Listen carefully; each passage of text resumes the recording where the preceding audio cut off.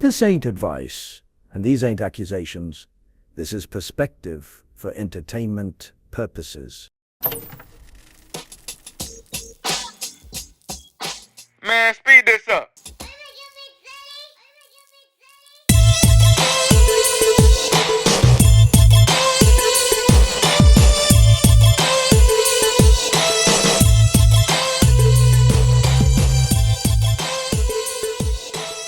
Washington Wave is recorded live in a studio with no audience.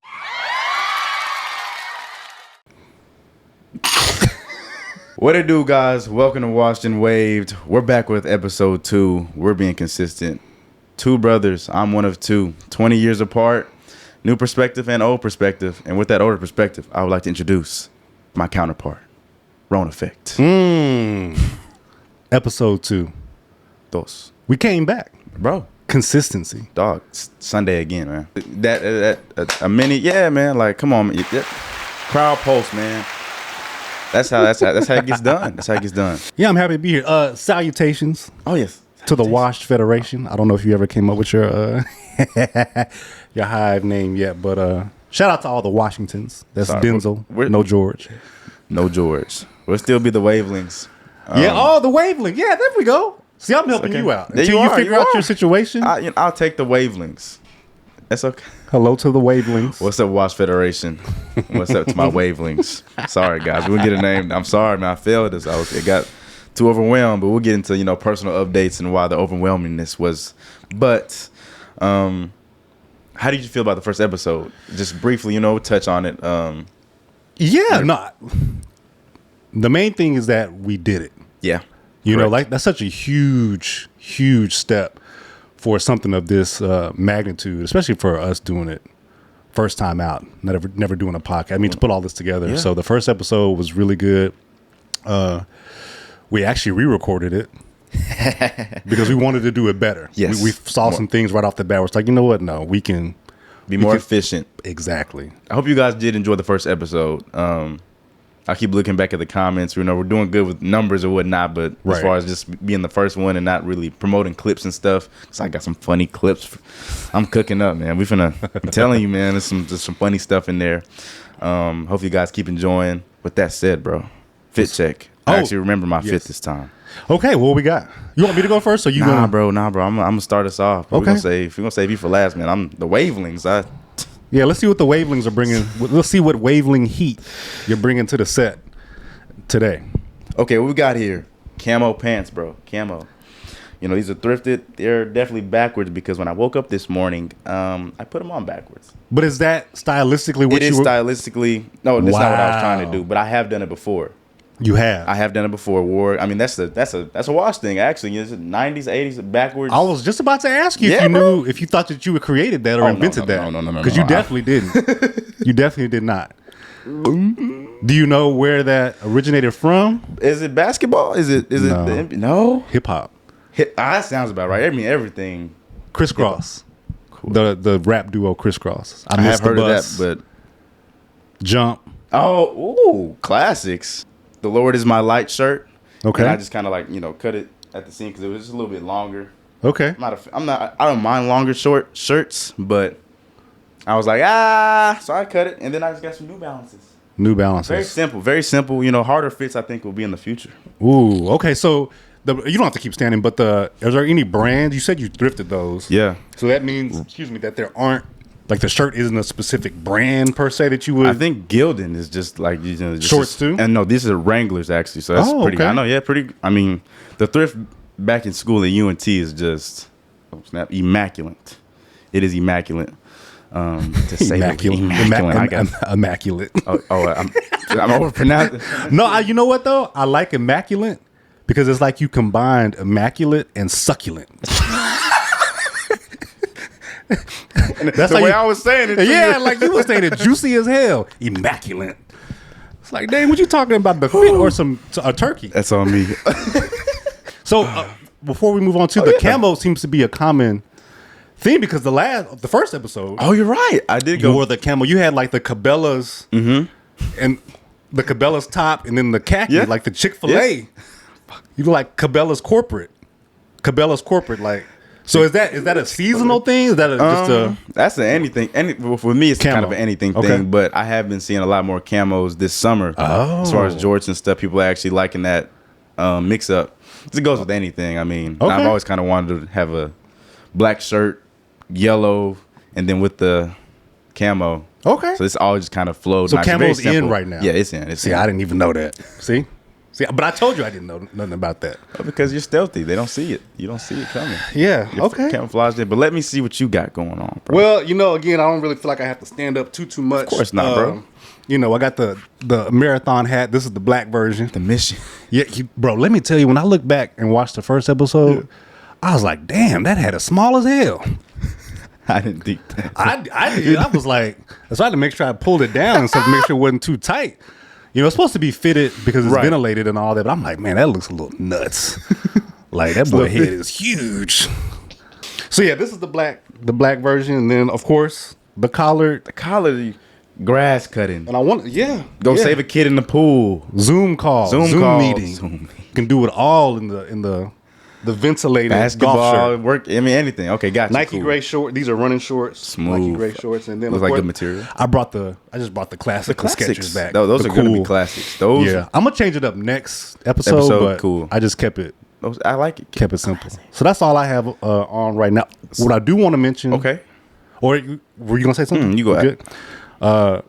About fits. I am in a season now. Me and the wife are in a season now where our kids are plundering our closets. Oh, gotcha. They ransacking us. That's a thing. It is, bro. You get to a certain age, apparently. Kids, siphon off what you got going on. My shirts. Really, for me, it's just shirts and shoes. Like my eldest, your nephew. Yeah, he's going crazy on that. Yeah, can I? Let me hold those shoes. Let me hold those shoes. He wore my shoes to the first day of school. Some Nike basketball shoes that I had. Got you. Is the white stuff part of the fit? The white stuff. Do I have white stuff on my shirt? Dang, bro, you didn't say that before we started recording. That's starch. Oh, That's probably like starch residue. got you. Got you. I mean, you got to iron it, keep Yeah. it clean, and that's No, an old. Y'all don't use starch. I mean, my fit is thrifted, so you're definitely cleaner than me. I give that to you. But y'all don't use starch isn't a thing for y'all. Y'all don't iron. No, iron. no. anything. I bought an ironing board. I just seen Dion, not to get ahead of any sports or anything like that, but him saying that we used to iron. We iron. I still iron. I bought a little board, so when I do like gritty with me or whatnot, and I have a wrinkled shirt, I can just put that press on there and get right. Iron. Yeah. I mean, I was kind of in that vicinity too. I was like, I didn't like to iron, but I was like, Right. I don't want to necessarily look wrinkled. And now that I'm more interested in clothes and fits and whatnot, Yeah.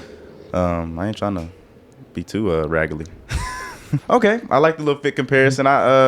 I'll leave it up to the people to decide who got that one. Like I said, I gave you episode 1. Well, you mentioned I got this powdered donut dust on my damn shirt, so I feel Is that an attack? Yeah. Was that pay to win, guys? I try to put them down. like you so I put me can down on lean in my little side. starch. Come on, yo. Come on.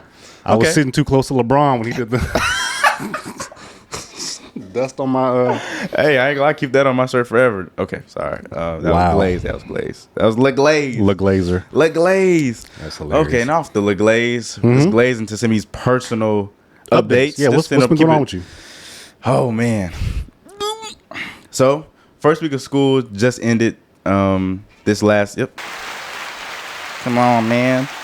It ended, and it went well. Classes taking 15 hours, all online. Wow.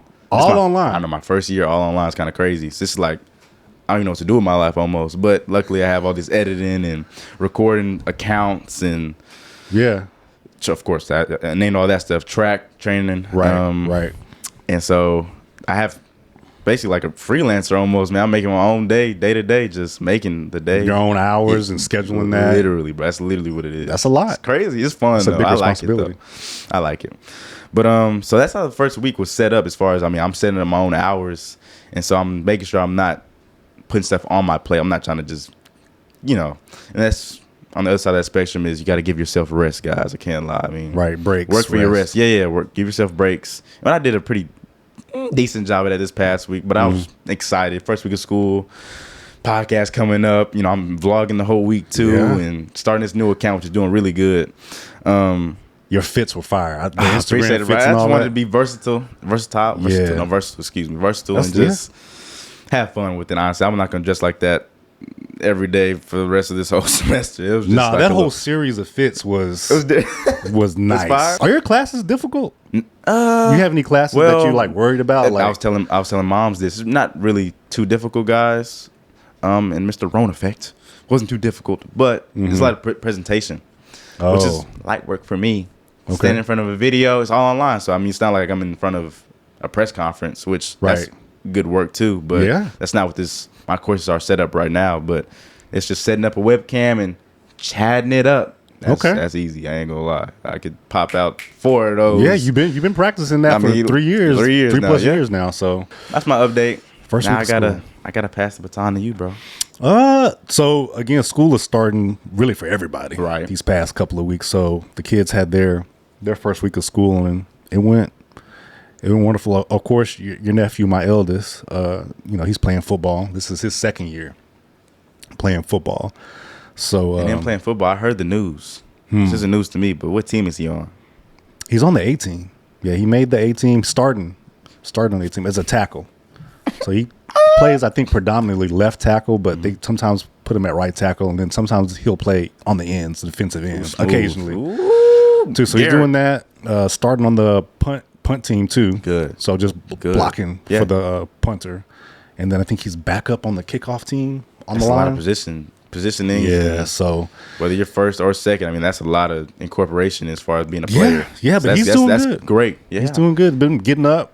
And he's 4:45 in the morning. He's liking it. He's kind of he does. And to be honest, I didn't want him to play football, and neither did his mom. Put me in that too. But it's one of those things where it's like you got to let him. Yeah, you got to let him experience. Let him try. I mean, it's going to be something. One way or the other, it's going to be something. Yeah. Life is full of challenges, and there are dangers and potential dangers and all that. So while we weren't actively encouraging him to play, tackle football, he played flag. He played every sport when he was little, and he really wasn't interested too much in sports like competitively. And win or lose, he wasn't crying or tight. Meanwhile, the other kids was crying because they lost the game. He just didn't have that sort of competitive drive for any other thing, baseball, soccer, none of that, right? So when he decided, he got I won't say peer pressure, but all of his peers were playing football. And he's like, I want to just give it a try. So we let him in. We knew my fear was always that he would be good at it, to be honest. Ooh, I like that. I mean, because he's, his build. He's built for it. Yeah. He has that build, but I mean, you have to have a certain mentality to play such a brutal sport like football. And so that was one of the things, as he's been practicing over the summer, and then they have practice before school. So like at 5:30 in the morning, every, Monday through Thursday. When I'm waking up earlier, actually. So giving him the space to figure that out. I like the fact that there's camaraderie. There's a sense of teamwork, responsibility. Those are all the positive aspects. But now they've started to scrimmage, other schools and other teams. And I just told him, I was like, look, bro, these other teams, they don't like you. They don't know you. They don't like you. So he's a nice guy and a cool guy. So when they scrimmage, that first scrimmage, I mean, there were fights that broke out. He wasn't involved in any of them. Okay. But I was like, do you see what could happen? You're not going to be playing football just against your contemporaries at school. Like y'all scrimmage each other in practice. Like you actually have to go and do battle essentially. There you go. That's that B word. Yeah. And so I told him, I said, you need to start picking people, get into a punishment mentality. He's never going to be one that's going to be fighting after the whistle blows. But I told him, I said, by the time between that ball being hiked and the end of the whistle, you got to be somebody different. Be nice after. Don't do no, violations and all that stuff. But so I told him, I said, at practice, you need to start picking somebody to punish at practice. Like one of your practice, getting in that mentality. I'm gonna punish this person. Great advice. So he's really taken to that. His first game, started on the A team. He had 5 tackles. 5 tackles. So that was good. One of them was a strip fumble too, I want to say. And then the second scrimmage, he had 2 sacks on the quarterback, 3 tackles on the running back, and then a batted down pass. So He's playing well and all that. So Parsons. yeah. So and also his birthday is been around. So oh man, it's celebrating that. his year. Yeah. Nah, like cool. But yeah, that daughter's doing well Smooth. with her classes. She's doing all the dance classes into dance, but she's asking about track now. So she says she was asking about you. Is Evan gonna train me? I should get Evan to train me. I was like, you can. Oh, But she's asking about drills and stuff. So she's interested in trying to run track I now. can see it. I can too. I mean, yeah. I know you definitely can see it. Yeah. I mentioned last time about missing that client that I lost. They're going through it. I saw that now too. Yeah, they going. So it's like you just shake your head. So they're having a rough time, that client. Oh. And that's unfortunate, But until you do right by me.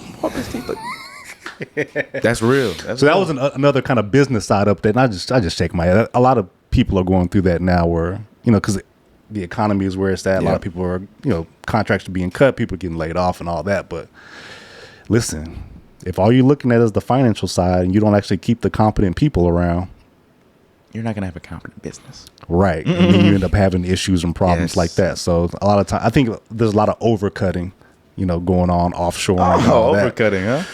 Yeah, but it'd be like that. So yeah, that's pretty much all that's going on with me. Just regular suburban, domestic. Nah, bro, you here now? We exotic. We in Boston Wave territory. This is facts. And within Boston Wave territory, I'm feeling topicy. You feeling topicy? Let's talk topics. With the first topic, guys, we want the WNBA.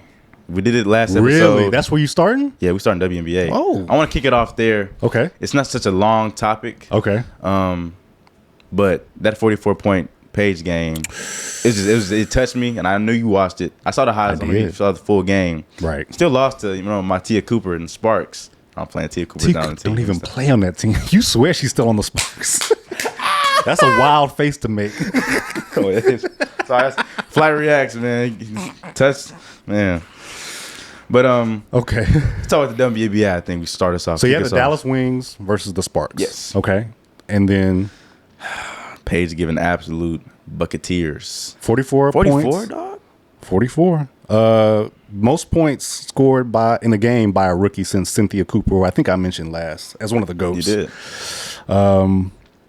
First 40-point game with over 80% efficiency, 17 for 21. Yeah. So she shot 81%, and then she was 100% from three-point line.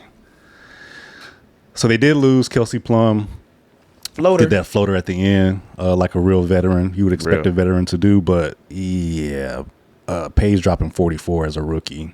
She's going to win Rookie of the Year. I think she was going to win it anyway even without the 44-point going. But yeah, now it's solidified. It's a wrap. So yeah, your pick is solid from that last. Based on what you saw, because again, I know you team Caitlin, right? That's who you rolling with. That's what I'm rolling with, man.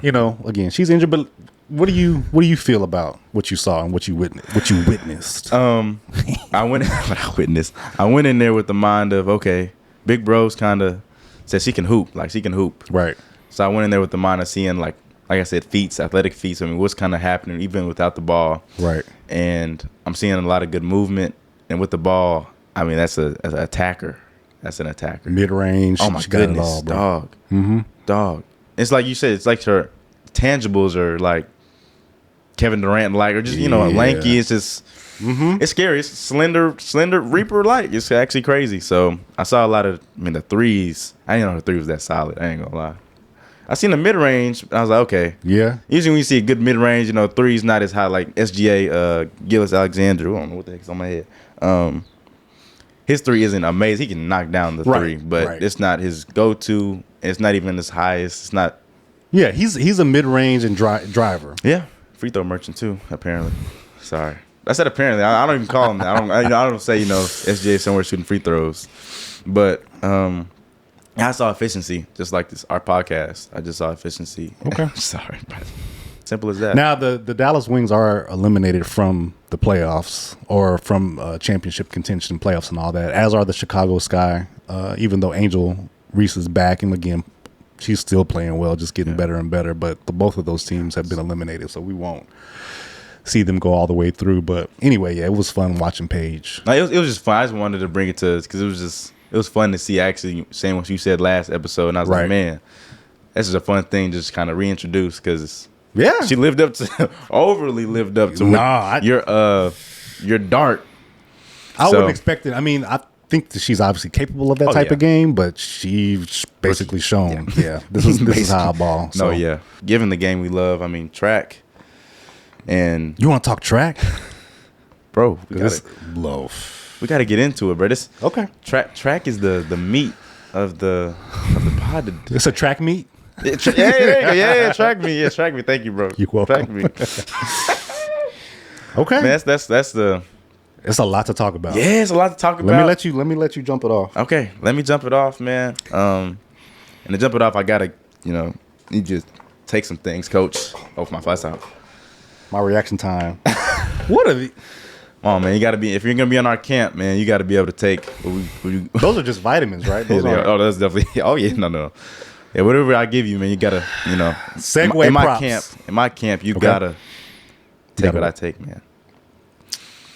I'm trying to figure out where you're going with this. Oh, can I say this too? Oh yeah. Before we get into the track meet. Full topics. Last time we talked about the whole Sha'Carri scandal and stuff. Mm-hmm. We talked about how she didn't run well in that race. We failed to mention Melissa Jefferson-Wooden winning that 100 and just the season. She's been phenomenal. So we got caught up in with the tea and the mess. We got caught up in all that. The tea. Yeah, we didn't actually highlight her like we should have as the actual winner, and so I wanted to make sure that we corrected that or acknowledged that we didn't acknowledge it. Yeah, because she deserved to be sliding. She's been season, sliding. Holy moly, dominant. Mm-hmm. Like I said, we'll get into some of the more numbers, but she's acknowledging off the past week. She should have been mentioned in that first episode. She should have been. That is a correction that we want to go back and highlight. But the vitamins that I threw at you, man. What's up with the camp and the drugs? When I say the drugs, the Gabby making this post. Like it's just for me. It's just like I'm not even a big Gabby. I'm not a Gabby stan. Okay, I'm not a Gabby fan. Like just like last episode, Kenny Benerick. Like you were saying that the same side. Like just nothing to be head over heels about as an athlete to me. They don't excite you. Yeah, exactly. Great athletes, but personality-wise, you're not feeling it. I mean, Gabby's pretty decent, more decent about it. She's more on social media side, doing some of the funnier things. Not necessarily funny to me, but she actually goes and shows more personality. I feel still doesn't mean it resonates with me. Yeah, I mean, so all of this is intertwined. I feel like.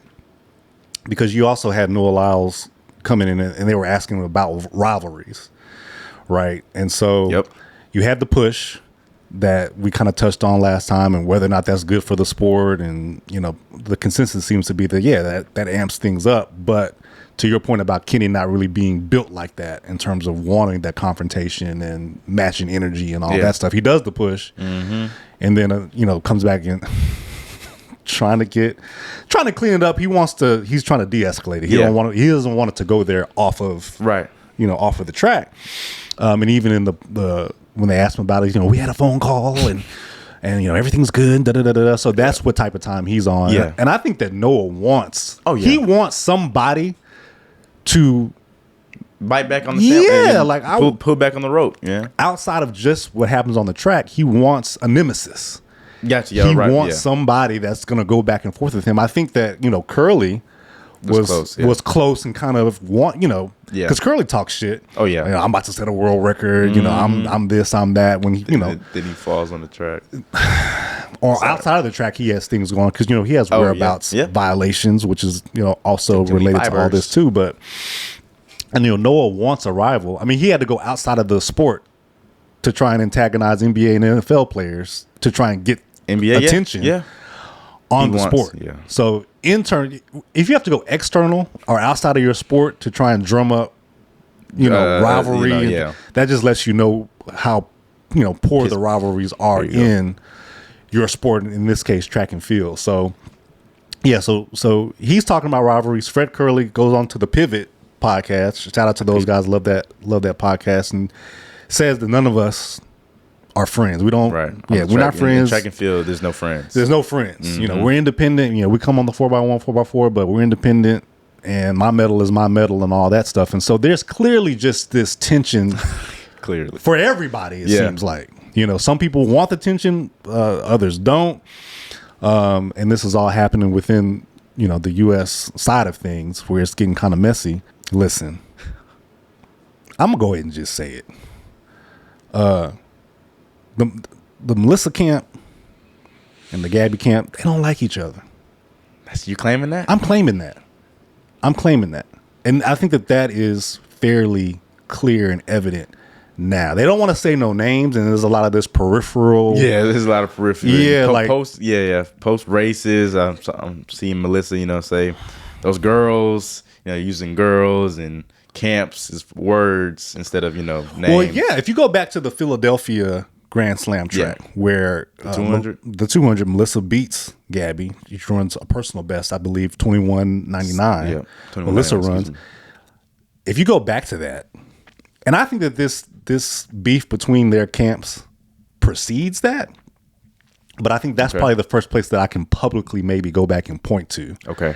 And say, oh, yeah, y'all do have tension. Because when Melissa beats her, for one, Gabby's back there straining and struggling, like really trying to win. Yeah. I think Gabby got shocked. I don't think she thought she was going to lose that. Mm-hmm. I don't think anybody necessarily thought that she was going to lose it either. She's the gold medalist. You know, Melissa put them puppies down. Yeah, put belt to ass and won. And so you watch after the race, like immediately after the race, the body language and everything else. And so at the time, I didn't really make too much of it. But now, in retrospect, with all this going on, you go back to Grand Slam Philadelphia and you watch, and it's just different. Gabby's hugging up everybody else, but you can tell she's like in shock. She's like, what just happened? She's just like trying to process it. Mm-hmm. Melissa walks off the track, goes and squats down in the infield. Yep. And it's just kind of there after she she's kind of excited. She's in shock, like, oh, wow, that was a great 200 race. Right. She was in shock too, honestly. It seemed. Point is, it took Gabby a minute to get over there and congratulate Melissa on the win. Nothing wrong with being crunchy when you lose a race that you expected to win. But I think now we're seeing, and then after that race, Melissa makes the comments about those girls aren't going to be happy that I won. Yeah, that's exactly what I was. Yep. So clearly there's tension before this race happened. Back to the 200 race, just a small details as far as the crunchiness that you were describing about Gabby. She goes over here and it's the most blandest handshake, quick.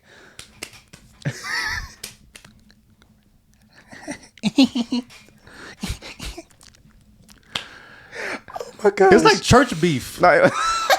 People at church don't like each other. God bless. The Lord is my life. You know, it was it was very shoddy and it was shiesty. It was shiesty. Yeah, it was shiesty, off-putting. She didn't want to lose. She was surprised she lost. And I think Melissa's shocking herself with her wins too. She's like, wow, like I can actually. She's not a 200-meter runner. She's been running track for forever. Yep. She went pro early, and so she's now moving up into what has been Gabby's territory, at least, you know, since the Olympics and a little bit before. And I think Gabby, feels threatened, which is fine because you are being threatened. Yeah.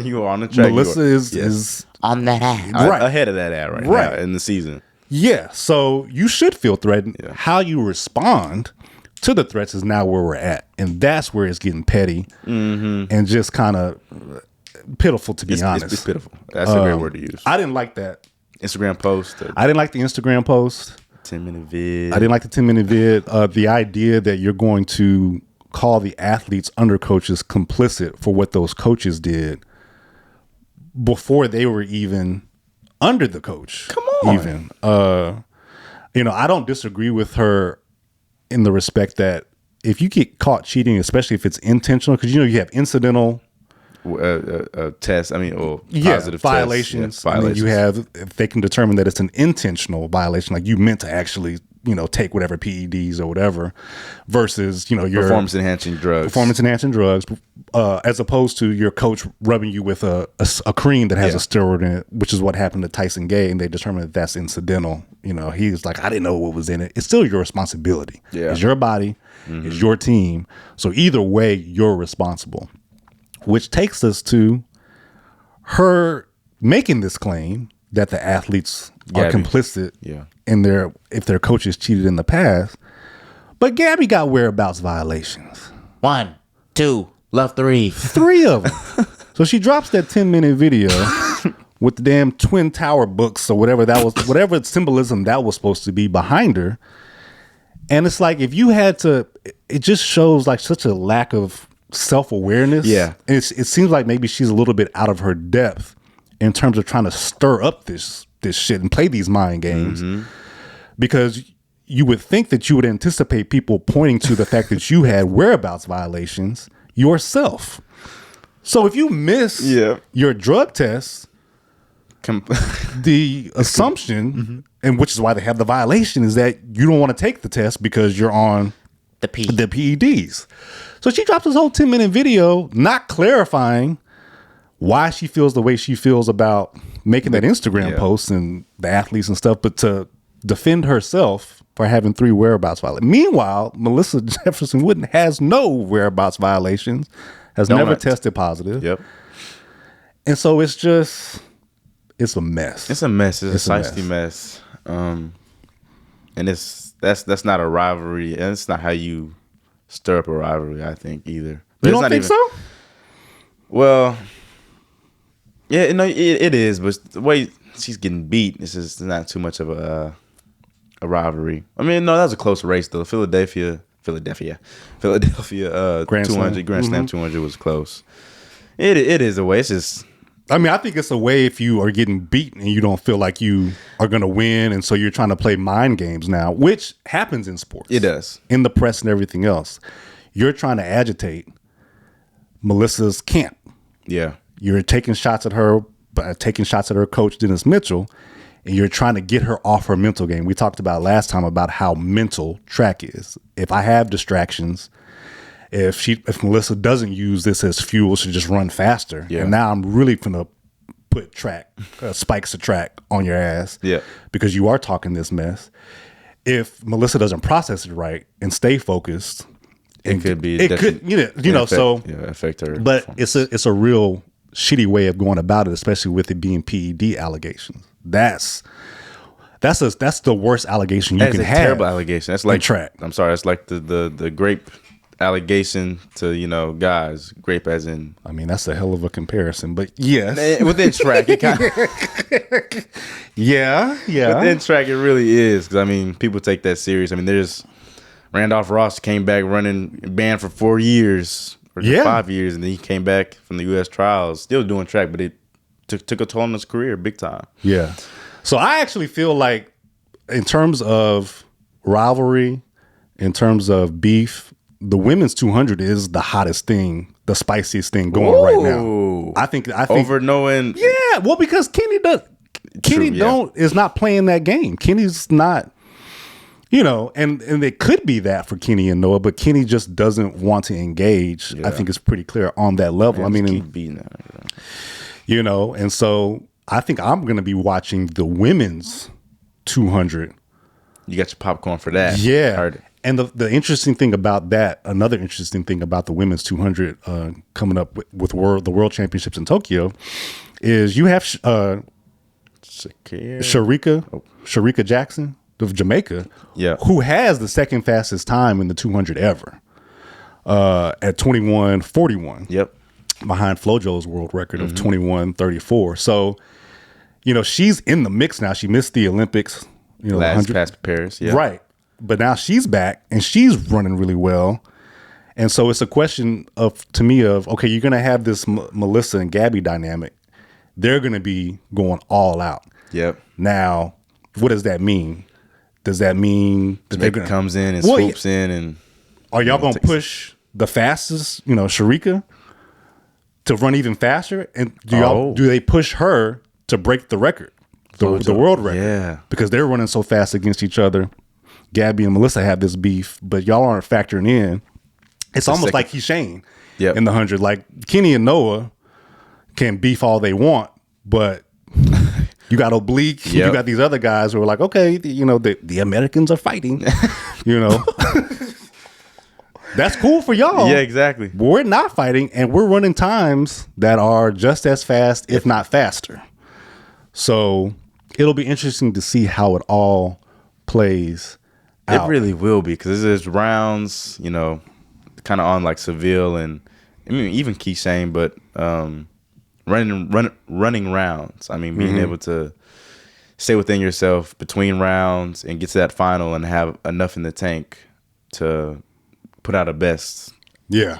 I mean, they'll figure it out. I think they'll all figure it out. Think so? Play Seville's those games. kind of that problem, but I know he's not the topic of. I mean, well, as far as rivalries, I mean that might be a better rivalry than Kenny and Noah, because he just went up. Seville just went up 3-2 on Noah as far as their head-to-head. Yeah.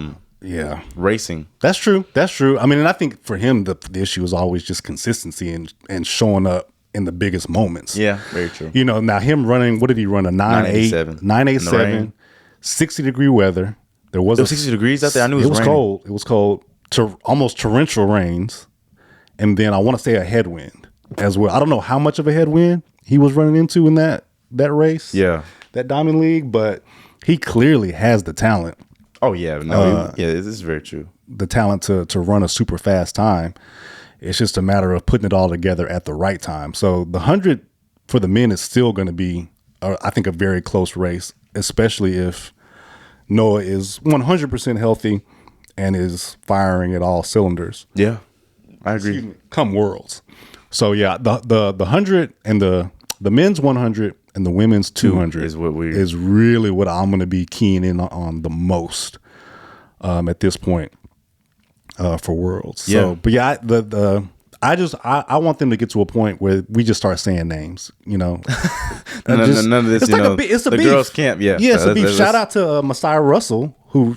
She had Melissa's back. She did. She dropped her video, and again, she didn't say any names outside of supporting Melissa. But obviously, you're supporting Melissa against these, you know, indirect, vicarious allegations that Gabby is making. And I think Gabby just needs to, you know, put on just run, go to practice and just run. I don't know what happened prior to the Philadelphia Grand Slam where it was kind of evident y'all had issues, but that happens you run track. I mean, it could have been something in practice. It could have been something said. It could have been whatever that has Gabby in that camp, Gabby and Melissa or whoever kind of going at it. But yeah, that's true. Listen, I like that take. I mean, I'm team Melissa, just so we're clear. Yeah, I'm team Melissa at this point. Yeah. At this point, I am too. For sure. And they're saying don't sleep on Sha'Carri. I mean, I wouldn't. She clearly, again, talent, physical attributes and all that. If she could just get her start, I mean, that's been the story. Yeah. From jump is just her start is just so. But I mean, she's capable of running. Yeah, both in the 1 and the 2. Yeah. I mean, she's run 10. She run 10.6, bro. Yeah, she's run 10.65. Okay, I thought that was 6.4 in my head, but 5. Personal best is a 10.65. I mean, she ran 11.07 or whatever this was at the Brussels. I mean, she's a world champion, in the 1. Yeah, so if she can put it all together, I mean, I'm not going. She has a bye too. That means right. I'm not going to bet against her, but I think it's Melissa's to lose at this point. She's just it is no thinking it is. She's just running. It really is way too hot. For sure. But yeah, it's messy. It's spicy and it's messy, but I think that it is good for the sport, and I hope that people will pick up more on, because right now Melissa, the women's side, is carrying the spice and the controversy and the narrative. Yes.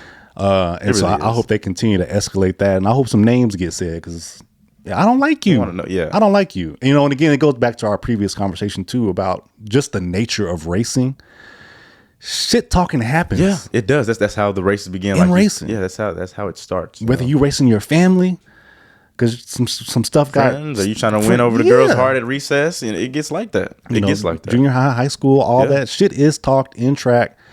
But they have this whole track has this decorum stigma attached to it. And I just think that it has to break.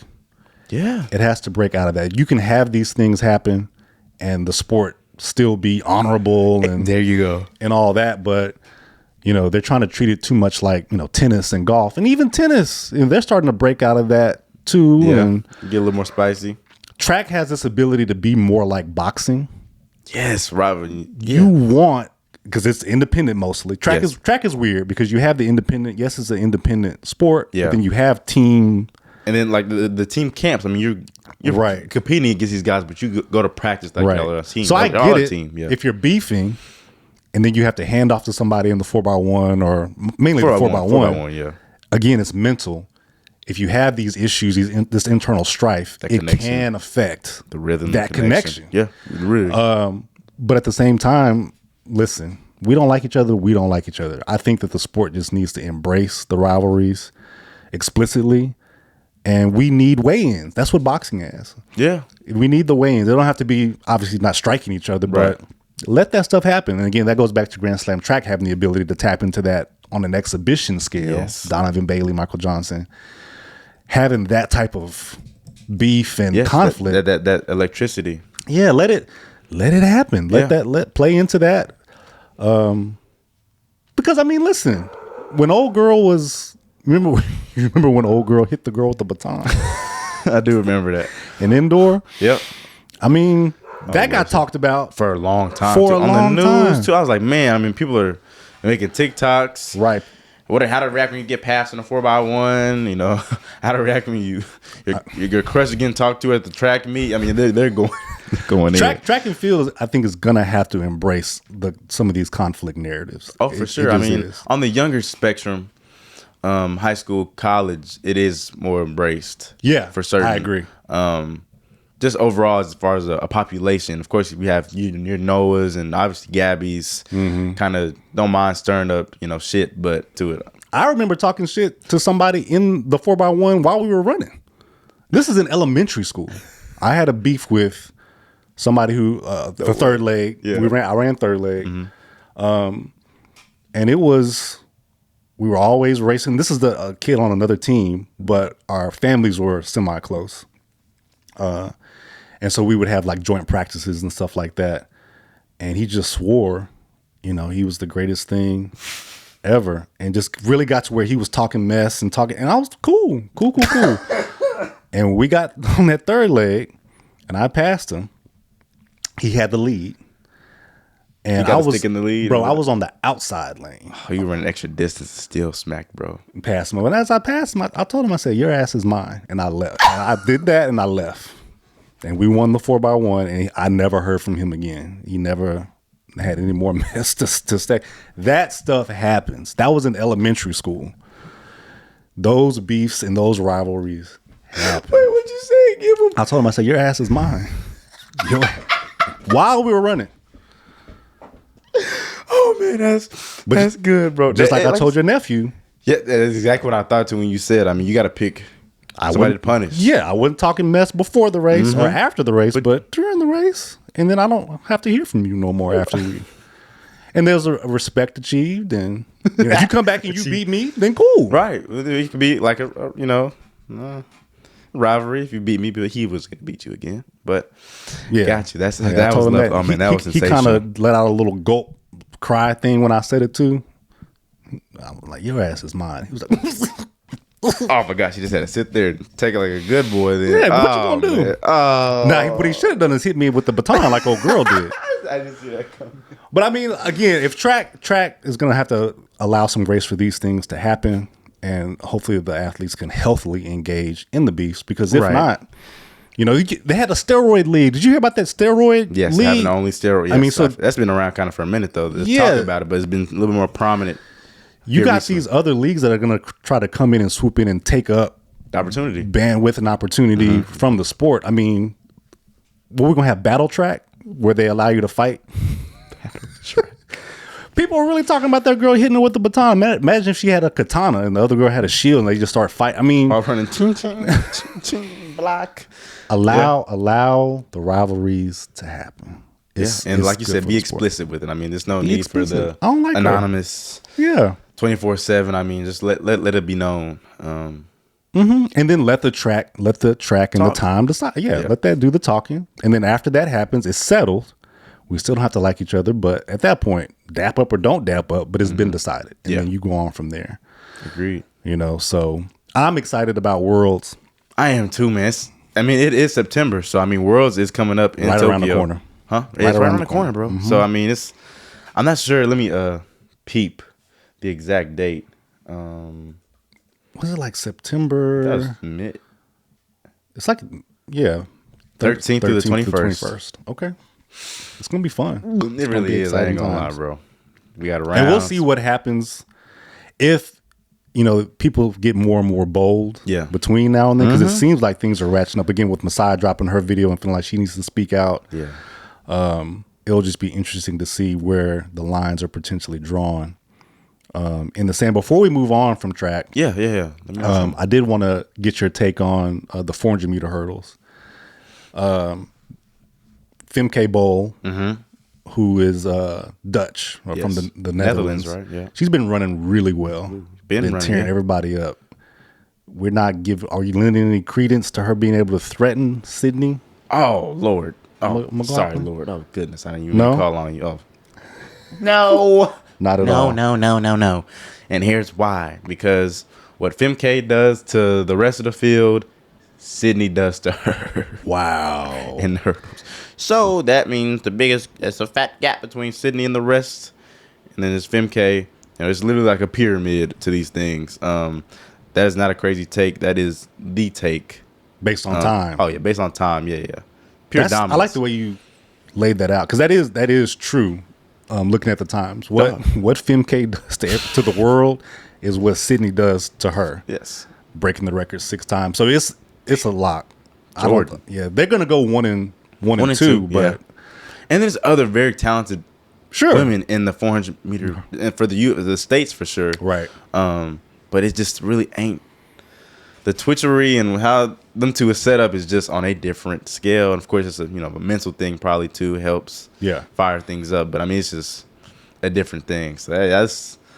And Femke's cold too. 4x4, she's terrorized that little mixed relay. That's true. That's true. Time and time again. I give it that great athlete. I'm not saying she's not a great athlete. I know you're not either, but yeah, there are tiers. And Sydney, there are levels to this shit. The S stands for S tier, and she's by herself. Analyze on this that shit. tier. Quite literally, yeah. Okay, that's my kind of position on that for sure. I want to see her how effective she can be as she continues to maybe drop down. I do too, bro. That's crazy, man. She doesn't talk much, she's not a beefer, but it's just her personality it's so weird, like so modest, so humble, right, but it's just so exciting too because of how just purely talented she just is. You just want to see her run a 60. It could be against high schoolers or whatever. You just want to see her just run a goddamn 60.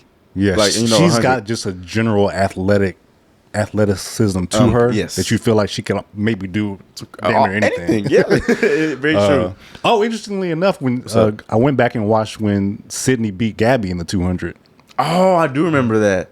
Yes, she did. She did. I wasn't surprised by that either. And I don't think Gabby minded as much as when Melissa beat her, though. That was an interesting thing to kind of know. Compare, she embraced Sydney with all the love and all the I don't think she minded getting beat by her, but anyway, just a side noticing. Sidebar. Sorry to bring Sydney into the mess, into the drama, but it's okay, Sydney. You're above the mess. It's just you're just using you as comparison.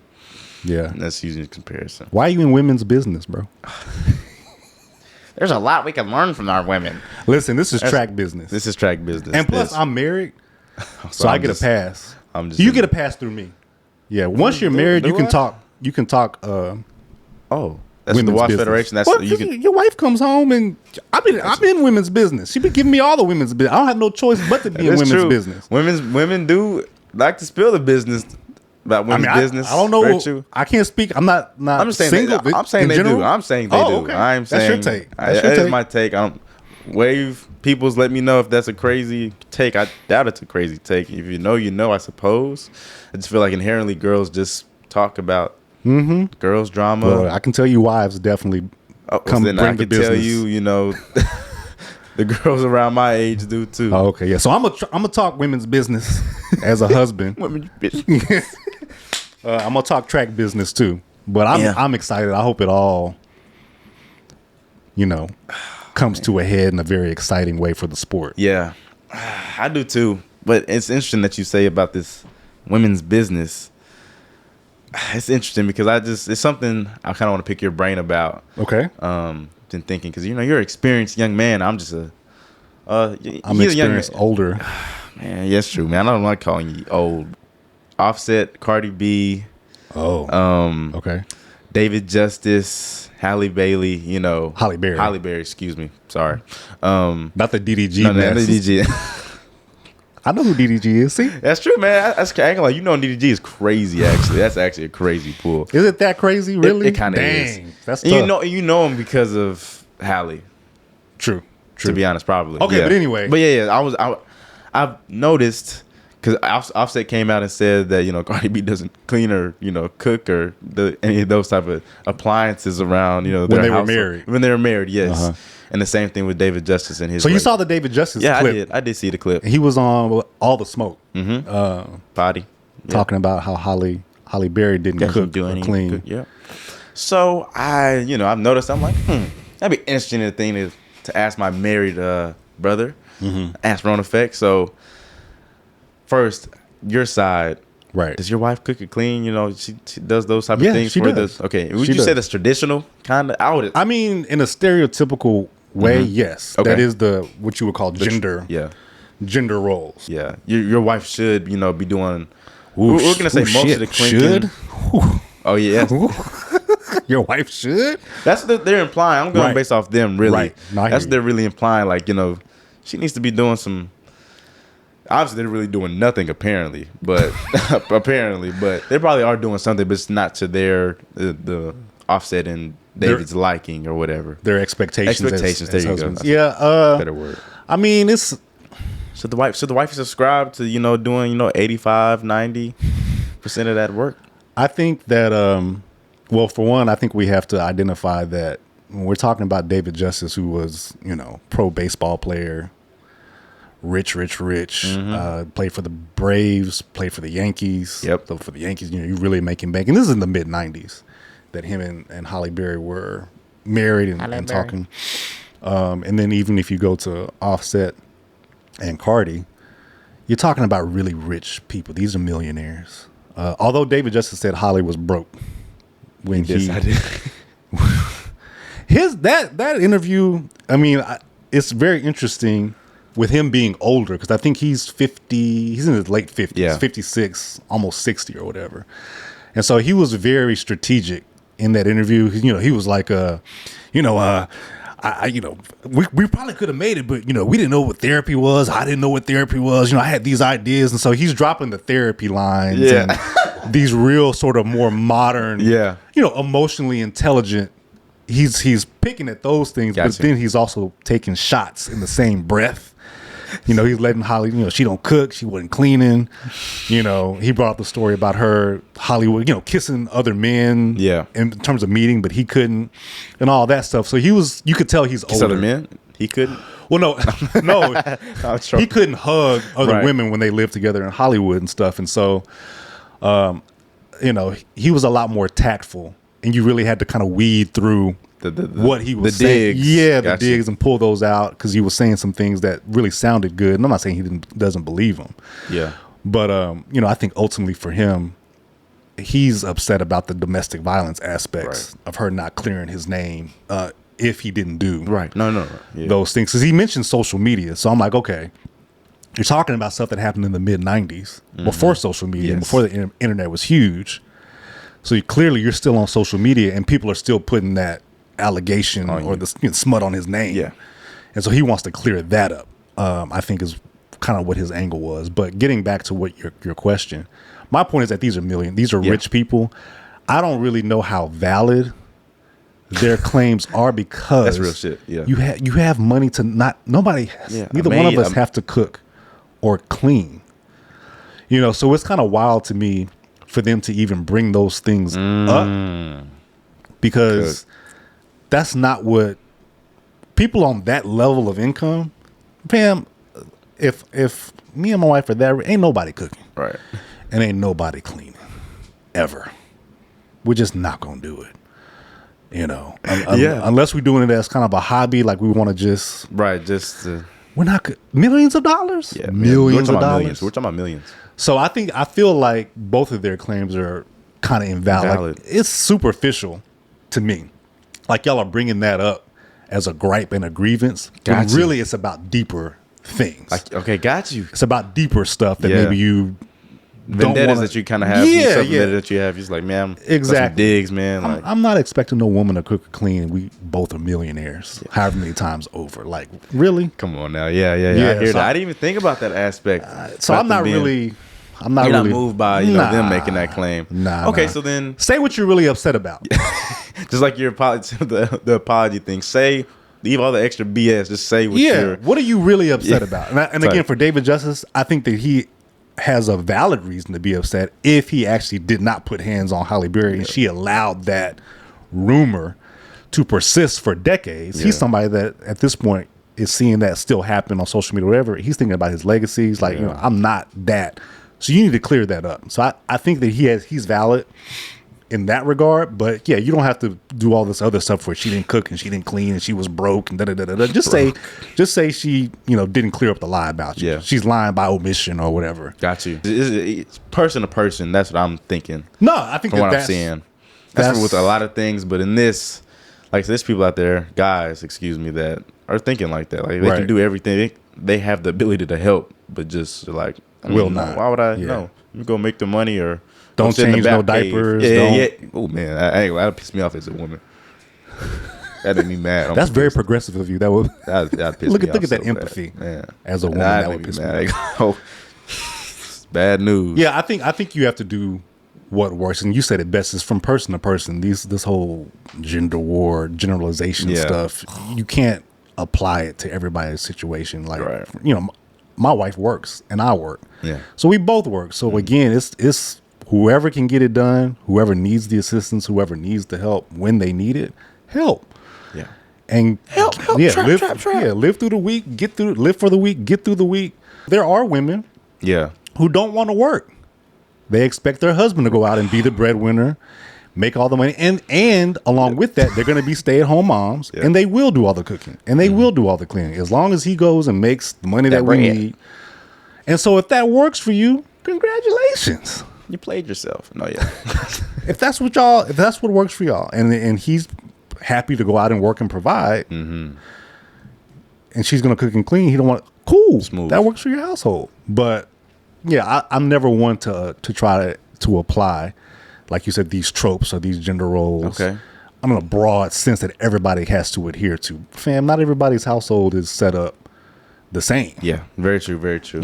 So no, I don't. Dang, what do you think our viewer like? What do you think? What some of our fellow, well, I mean, it kind of viewers kind of think. I don't know. This is a bunch of Wavlings. I think at the moment. So at the moment, think so. Most of your, you have too much motion. I feel like your generation. I think that y'all are more in touch and in tune with these more modern concepts, right? Like therapy, emotional intelligence, like all the term gaslighting, and all this stuff. So with social media, with all the TikTok videos and all these different voices, it's not as, constrained and regional, and just sort of, really oversimplified in terms of what the gender roles are as when I was coming up. So so all that said, are you going to require your if you get married, your wife, you're gonna require her to cook in? No. All right, ladies. See, look, I'm the same. If you're, I go. Nah, I'm not. I'm the same as you. I help when I can for sure, or I don't even mind taking the lead. Like I've gotten to a point where doing dishes, doing some of the small, cleanings and nuances, kind of helps me ramp up the day. So I find it actually pretty useful for me to kickstart my editing. I got all this little stuff out the way, and now I'm in a position to really be comfortable editing and go to track. I mean, whatever it could be. So I've actually grown to actually kind of like doing them, honestly. Okay. As I get more busy, that probably might change. But I mean, like we talk about prioritizing. Responsible bills. If you have kids, I mean, all that stuff. And to me, that all that does is reinforce. Again, figuring out what works for your household. Yeah. Bro. What's up? What you be listening to? Like music. Music, yeah. What I've been listening to lately. Like any albums or The Clipse album. Clipse. Pusha T. yeah. Malice. I heard about it. That was like probably like a month ago, something. Yeah, It came it's out? been about 3 weeks, I think. Gotcha. Let God Sort Him Out is the new Clipse album. You know, Malice. So Pusha T, you know, from Drake beefs, Yes. and he's been Pusha T. consistently rapping Yep. since they first came out. But his brother stepped away from rap for a long time. Didn't even know that.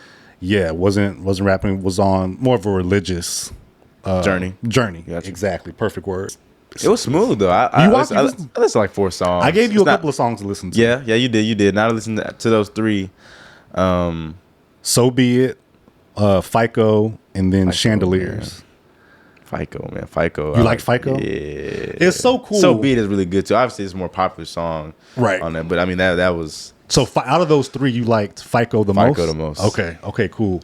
And that's a cool thing to do. So when I was recommending that album to you, whenever you're recommending the tracks off the album, because obviously I'm not saying listen to the whole thing, yeah. but picking songs you think Somebody the person. the other person will like. And so with you being younger and me having sort of an idea of what you do like, Yeah.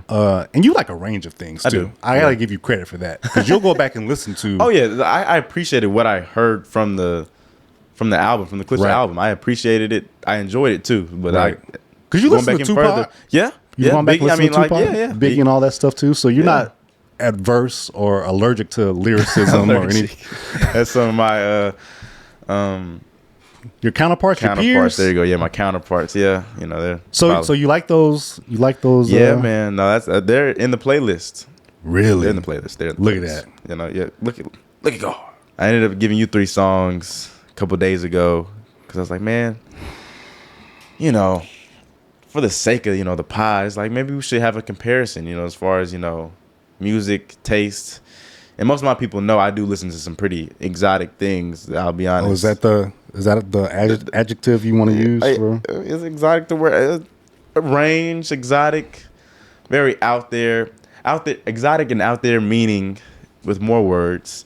Evan, that shit is trash. Right. Yeah, I know it's trash, but I know it's it's Really? Wait. So that's interesting. yeah, it is interesting. So you listen to Like Playboy Cardi, we'll say that. Oh, okay. So the mumble when the mumble rap was kind of in the beginning, it was like, what the hell is that? That is garbage. Right. And it's kind of newer, and I'm used to lyrics. Drake. You can hear these cats actually rapping and lyrics verse. and traverse the beats. Make out all the words. Exactly. Right. And so when Cardi is kind of coming up, and people are like, "Dog, what are you listening to?" And it's like, yeah, bro, I it's trash. I give you that. It's trash. But Trash lyrically or trash? When you say trash, like, I mean, as far as the traditional music, trope. I keep saying the word You trope. love- but yeah, I that's do love trope. word of the What's month. another word? Give me another word, bro. like standard. Standard, I The guess. standard of music? The standard of what you normally would listen to, music-wise, whether there's singing or hip hop, rap. Yeah, it's a weird thing. I'm not saying it's in my mind. It is not garbage, but in my my ears. Oh, okay, and heart. so you're so basically, it sounds like you're sort of projecting the music in terms of how it's interpreted by Others. the masses The and masses. the others. Yes, exactly. That's so you're exactly what saying it like is. I know everybody else or the majority of people or a large group of people think that this is trash, And I can see why. because of their standard Yes. of what they expect. And what I've been used to, so I compare What it to you've what been I'm used to used as to well. and what I actually like, and Right. what, like you said, other people like. You called it spade. You called it hit right on the hammer on the nail. I am comparing it based off of what. Okay, I so it's accept not it. trash to you. No. You're just saying you understand why others think Yeah. or believe or categorize Playboy Cardi or that type of music as trash. Yeah. Okay, I do. got you. And like I said, there's no. When you say that, it's like you're listening to garbage. It's like, hey, that's not a bad take. It's not a bad take. But that type of music, and let's also acknowledge. Do y'all consider Future like the person who started mumble rap and the king and the usher of mumble rap? I would. It's not a bad take if you don't. Who else would they say? I mean, that's That's the person that I credit. Got you. Leading that wave. Yeah, I would credit it too. I just say Cardi took it kind of to another level. Oh yeah, I would say it's been blown. Yeah, that wave is now a tsunami of mumble H2O molecules.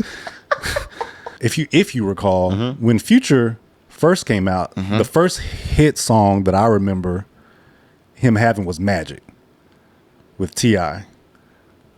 You remember that song? I definitely remember the song, bro. You got any melody for me? Dang, it's been a while since I'm trying to remember what the hook was. But point being, if you go back and you listen to Future, you listen to that song Magic, his verses are not mumble rap verses. He's actually rapping. Got you. Like regular rap. You can make out every word. And it's important to note that Future is from the Dungeon family. What is the Dungeon? Which is a group rap conglomerate out of Atlanta. And they've put out all kind of artists over the years, including Outkast. So Andre 3000, Big Boy, you got, Big Gip, Sleepy, all kind of guys. CeeLo Green. They all come from that Goody Mob. He comes from a lyrical consortium of rappers. Yeah. And so when he comes out with Magic, he's rapping with T.I. He's rapping verses that you can hear. There's no mumble rap. He's not coming in on that type of time. At some point, he switches and does something different in the studio, and that births the mumble rap. So then he follows up with, I think the second hit that I can remember is Tony Montana. Hey, yeah. You leave me no choice. Tony got asthma. He's rapping like, I remember saying that Tony got asthma because I'm like, how is he rapping? Yeah. With his voice. Like it's real raspy. He's not, enunciating all of his words. And then it just kind of continues to snowball from there into the just mumble rap. To the point that I think that you had mentioned, that type of music is not about lyricism. It's just about the vibe, how the you beat. feel. The beat, Just, that's what type of time y'all are on with that music genre nowadays. of music. Yeah, that genre of music. Yeah, that's literally what it is. Because it's about the same recycled things. You get your B words, your sex and your money, your drugs, all that. Wow. It's So you brought up the lyrics. Yeah. And then the album that you had recommended to me was the Protect album. Protect. 500 Days of Summer. 500 Days of Summer. You gave me 3 songs. Yes, I did. Cartoon Network, Gossip Girl, and I See You. I listened to those 3 songs. I actually listened to the whole album because I wanted to do it. Well, here's the thing. I'm obviously somebody born in the 80s, and so lyricism in hip hop is important to me. Like I'm always going to be trying to listen and hear what you're saying, what the story is, or what the angle is, or whatever, or just hard lyrics, hard bars, whatever. But I'm also somebody that understands energy. So throughout the course of hip hop, we've always had rap songs where you can't necessarily make out what the lyrics are. They rap in such a way that it's not clear. But if the beat is fire and the energy and the delivery, the rap voice is fire, we can make do. Like it's not a big deal. Not everybody has to be Jay-Z or J. Cole, or Tupac or J. Cole or anybody, or anything like that. So we have songs that are just energy songs. And so I understand energy and I respect energy in terms of production, music production, beats, and all that stuff. And so I'm not opposed to y'all's music. Now, rapping off beat is just like, rapping off beat is rough for me. That's the one thing that that's the one bridge that I really cannot cross when it comes to, to the music. So, and we grew up with rappers that did rap off beat. So like Silk the Shocker, from No Limit Records. He was somebody that, so Master P, he rapped off beat. Yeah. And I didn't like it then. Never really liked it ever. So I've been consistent in rapping off beat is just not the spill. Yeah. Now you can rap in different pockets because like your Detroit rappers. Yeah. A lot of them rap, they'll put a lot of words into the small space, into the 4 bars, but they always end on beat. Like they'll rattle off a bunch of stuff, but the ending happens on that fourth beat or whatever. So it ends up coming back around. But this Protect album, y'all, this generation, y'all just rap it's almost like the lyrics and the rapping is separate from the beat. Like I don't know Yes. what they're hooking onto, so I don't understand. There really is no hook. Well, I mean, that there are album in hooks, particular. but yeah. in terms of like you mean like rapping on beat, Yeah, right? exactly. What you're meaning to, yeah, exactly. How do y'all make? How did that don't affect y'all? Dog, I don't know how it doesn't affect me, honestly.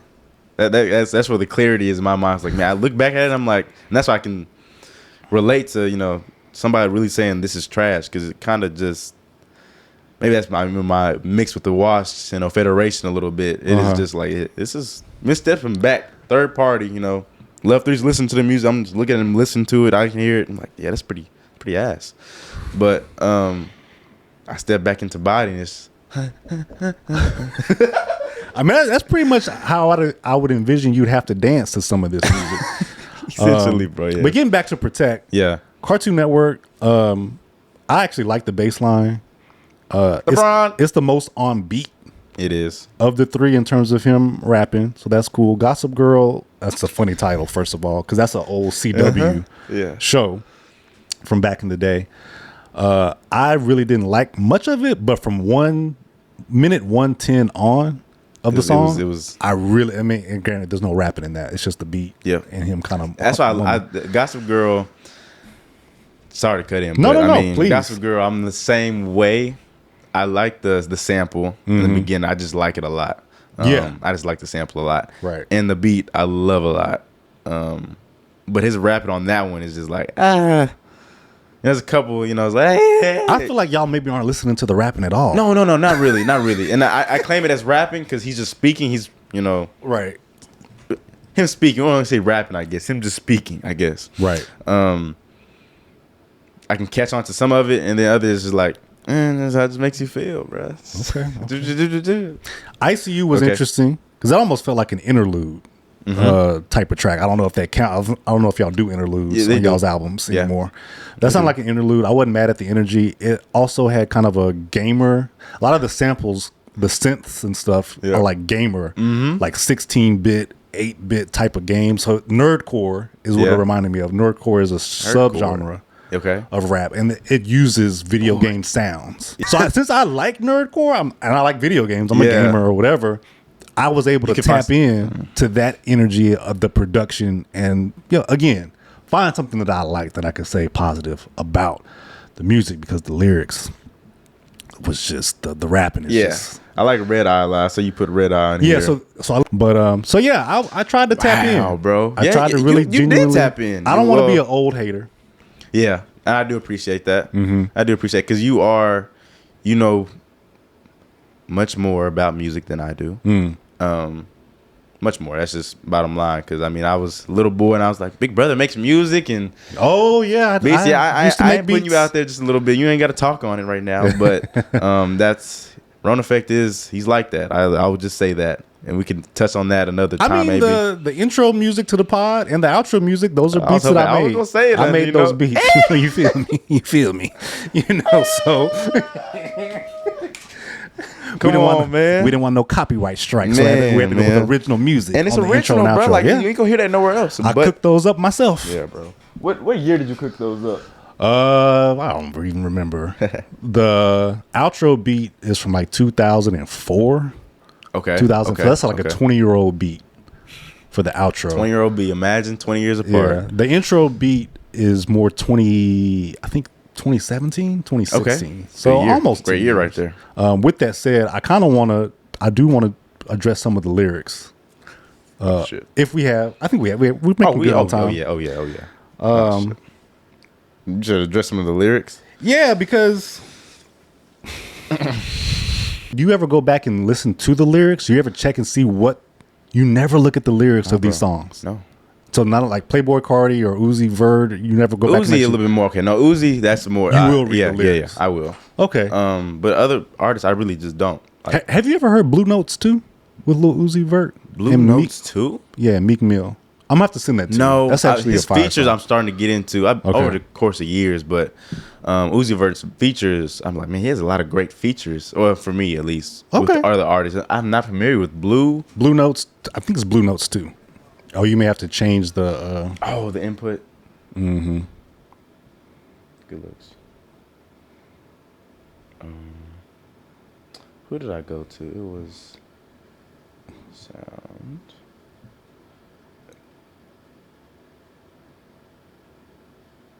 Okay.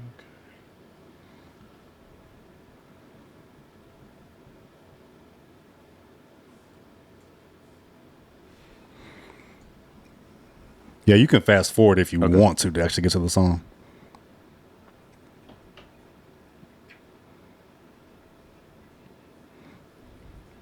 Hey.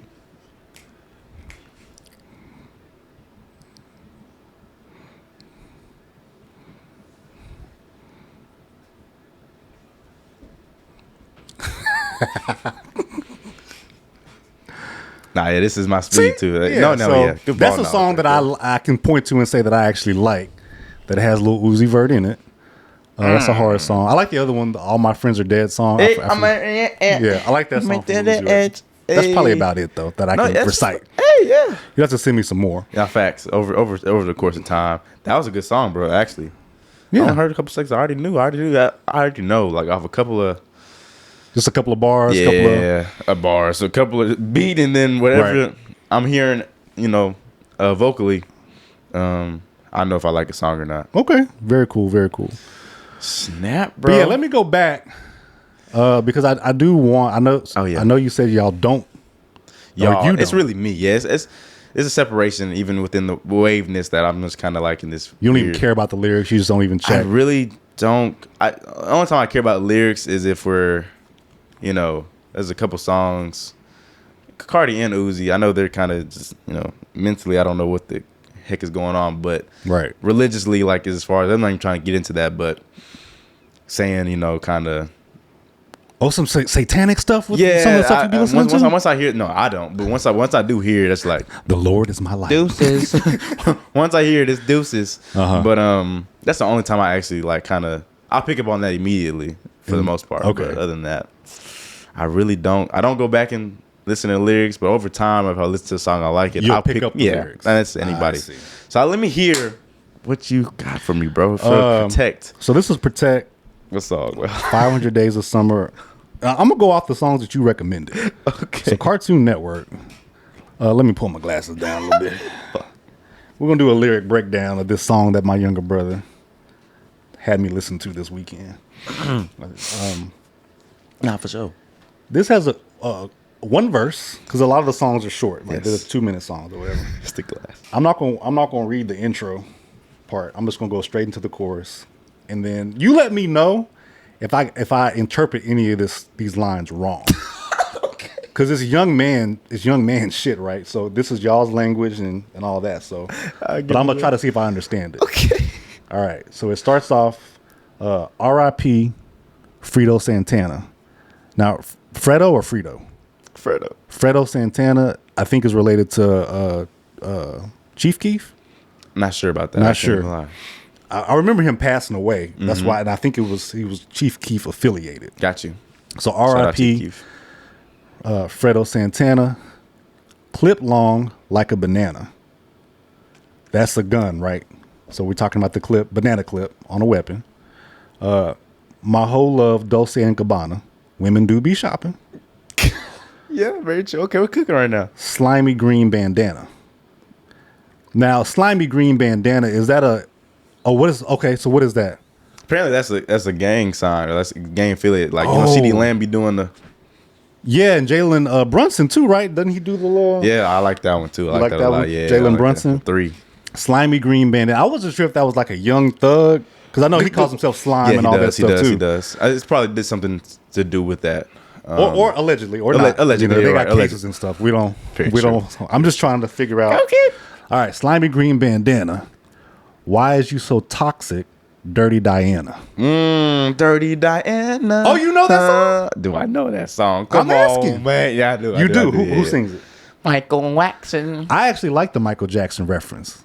I do too. The fact that he did it, that's cool. I look for certain stuff, certain within lyrics. Mm-hmm. If I can pick up on it, I appreciate those type of mentions and just ball knowledge, man, from my underground rappers. Go ahead. Dirty Diana. So the Michael Jackson reference is impressed. I'm impressed.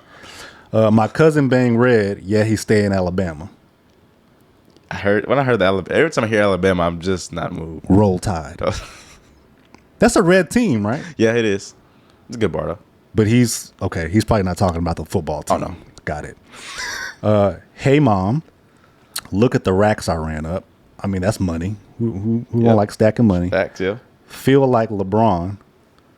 I'm finna dunk this bitch on. Camera. Sorry, that was on the second line. No, yeah. As a LaGlazer, I mean, any LeBron. Yeah, me too. I was moved by that, man. Salute. Like I said, Salute. I like dunks too, so that's cool. Wrap my backwood like a present. What? Wrap my backwood like a present. I ain't Santa. Now that's actually a potentially deep lyric. Potentially, Because at first I was like, well, no, Santa actually does rap presents, so well, he doesn't though. Mm-mm. The elves do. Yes. So he's telling his elves, this is a command. Telling the ball hogs. He's telling them, wrap my backwood like a present. I ain't Santa. So he's telling somebody, bro, to do this for me. I mean, he said I ain't Santa, so I mean, oh no, maybe you know, yeah. I mean, I like that though. You're cooking, but he said I ain't Santa. You know, his thing, protect ball hog. You know, it's kind of like a explain it. You got the floor. Yeah. Ball hog is kind of a not a group, but a movement. No, not quite. A wave, movement, but it's a thing where it's like you're not ball hog. You know, you don't hog the ball. Like it's a selfish type of what word am I looking for? I'm in college. I don't know words. It's like a selfish. You don't want to share the ball. Like, go sit corner, man. I got it. I got this. That's what it is. All on me. All on me. It's like an ISO type of thing. It's all on me. It's very basketball reference. Even he like soccer too. Okay. Or football.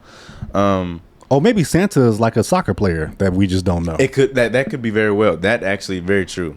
Yeah, Santa Federico Smith. Oh shit. Of whatever. Soccer league in Spain or something. Oh shit, he just keeps going.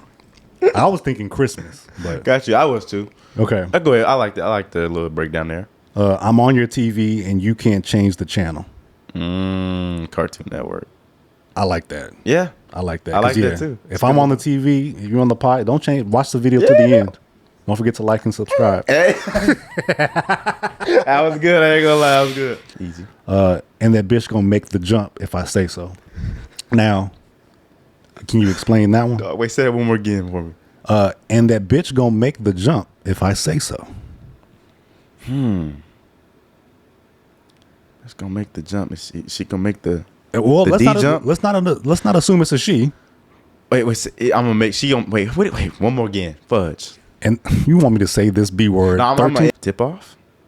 I don't know. If you don't know, I really don't. I really don't. We can move on. Okay. So let's start off with Gossip Girl one verse. I still ran up some money. UK, do a show in London. Mm-hmm. Pump fake.